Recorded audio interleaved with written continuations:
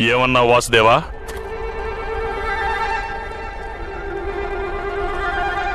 మీరు ఇంతగా కోరుకుంటున్నారు కనుక చెప్పే వెళతాను.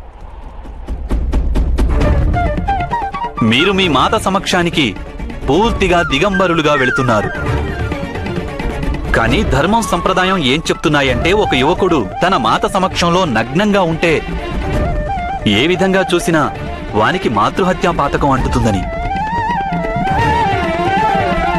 అయినా ఇది అంత సవ్యమైన కార్యమూ కాదు. ఇంతటి మహాపాపం అవశ్యం పరాజయానికి కారణంగా మారవచ్చు. ఆలోచించుకోండి.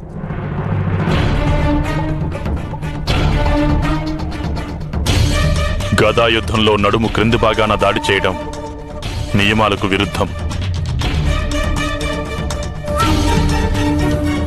ఒకవేళ నా నడుము క్రింది భాగం వజ్రము కాకపోయినా ఏమీ ప్రమాదం లేదు.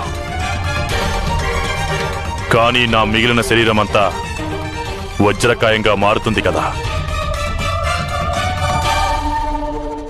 అది తమరే నిర్ణయించుకోండి బావా. ఇక నేను వెళ్ళొస్తాను.